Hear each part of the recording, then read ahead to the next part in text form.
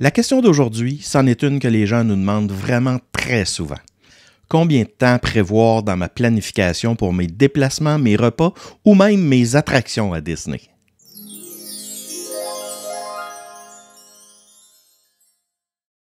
Bonjour, mon nom est Charles Boisvert, je suis conseiller spécialisé et copropriétaire de l'agence Voyage Enchanté. Si ce n'est pas déjà fait, je vous invite à utiliser nos services pour réserver votre voyage et obtenir notre aide pour planifier votre séjour dans une destination Disney, Disney Cruise Line ou Universal. Tous les détails pour nous contacter se trouvent dans la description sous la vidéo. Donc, combien de temps?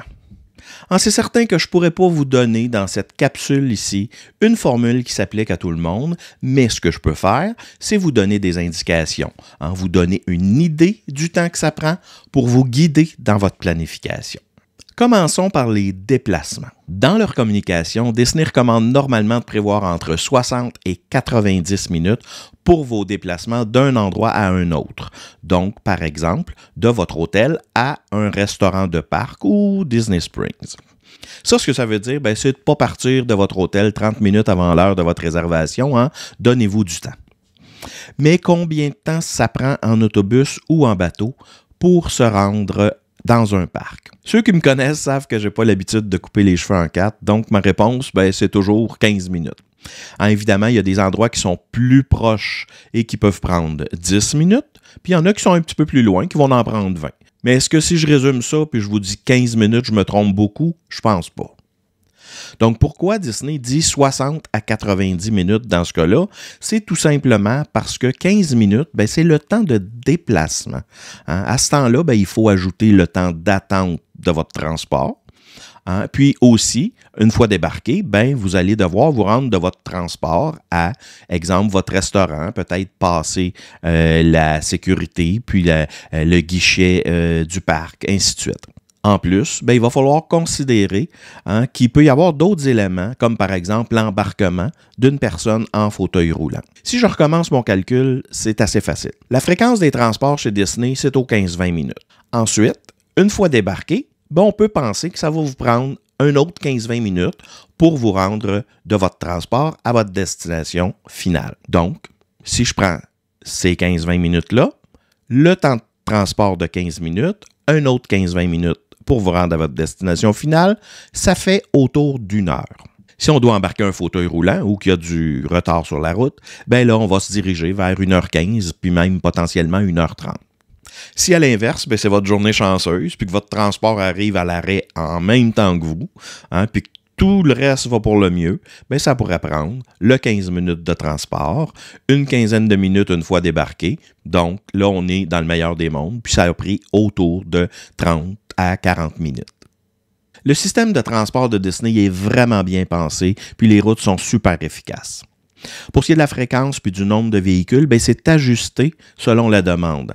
Ça veut dire qu'à l'ouverture et à la fermeture des parcs, il va y avoir plus de véhicules, plus d'autobus ou de navires, alors qu'en milieu de journée, il va en avoir moins parce que les gens se déplacent beaucoup moins.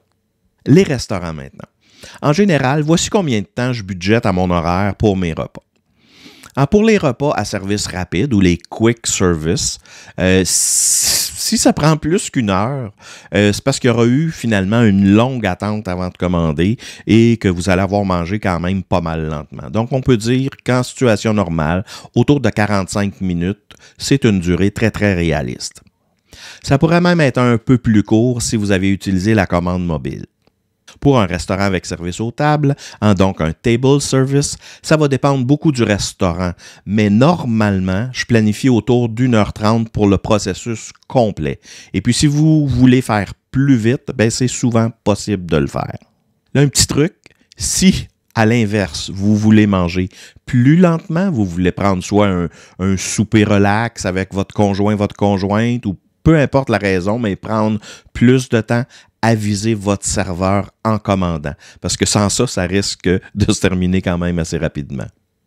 C'est aussi une bonne idée de planifier dans votre journée une pause collation, qui va durer peut-être entre 20 et 30 minutes. Puis ça va inclure le temps d'attente pour la commander, mais évidemment le temps de la déguster. Finalement, les attractions. En combien de temps ça prend? Ça, c'est malheureusement à peu près impossible de répondre à cette question-là parce que le temps d'attente varie beaucoup selon l'achalandage, selon le type d'attraction. Donc, je vous dirais qu'on est un petit peu à la merci finalement des foules du moment où on visite le Walt Disney World. Par contre, si vous optez pour des options alternatives qui vont vous demander un paiement, comme le Genie Plus ou les Lightning Lane individuels, on ne se trompe pas beaucoup en disant que l'attente devrait se tuer entre 15 et 30 minutes. Pour les attractions qui utilisent le système de fil virtuel ou les boarding groups, il faut comprendre que ce n'est pas un système qui a comme objectif d'éliminer l'attente. Ce qu'il veut, c'est éviter des attentes de plusieurs heures à des attractions qui sont très populaires. Donc, dans ces cas-là, on peut dire que avec une file d'attente virtuelle, on peut prévoir entre 45 et 60 minutes d'attente. Ça peut même être un petit peu plus long à certains moments ou un peu plus court. Donc, c'est variable, mais ça vous donne une bonne idée du temps que ça peut prendre. Petit conseil en terminant, un excellent moyen de diminuer votre temps d'attente aux attractions, c'est de profiter de l'entrée anticipée qui est offerte aux gens qui résident dans les hébergements Disney. Donc, si vous désirez en profiter pleinement, moi, mon truc, c'est d'arriver 30 minutes avant l'heure d'entrée anticipée. Ça va vous donner le temps de passer à la sécurité, de scanner votre billet, en fait, de vous installer pour le moment du début officiel de votre journée. Je vous remercie d'avoir pris le temps de visionner notre capsule. Si elle a été utile pour vous, je vous invite à laisser une mention j'aime et à vous abonner à la chaîne afin de nous témoigner votre soutien. Salut tout le monde!